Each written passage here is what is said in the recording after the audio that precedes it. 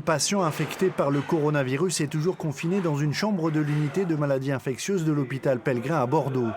Malgré tout, son cas n'inspire pour l'instant pas d'inquiétude particulière. Le Français est simplement traité avec du paracétamol.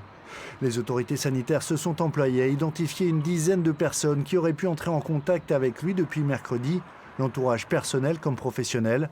Le maire de Bordeaux se veut rassurant sur une éventuelle propagation du virus. C'est quelqu'un qui travaille dans le monde du vin.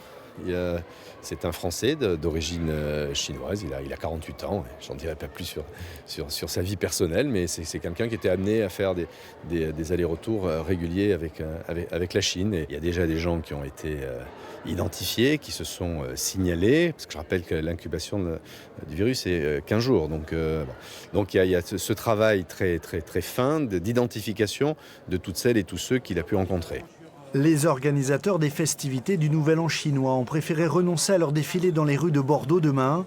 Mais la communauté chinoise, qui compte près de 3000 membres en Gironde, n'est pas inquiète pour autant. Aujourd'hui, on a ce risque qui est mesuré, qui est circonscrit à l'hôpital. Et malgré tout, nous avons dit que c'est un risque d'organiser une fête pendant plein d'hiver et surtout un cas a été détecté à Bordeaux. Nous avons décidé d'annuler simplement cette fête.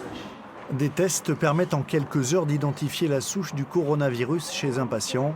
En cas de doute, Agnès Buzyn, la ministre de la Santé, préconise de ne pas se rendre aux urgences mais d'appeler le 15. En France, 3 personnes sont atteintes de cette pneumonie virale, 2 à Paris, 1 à Bordeaux. Leur état de santé est rassurant ce soir.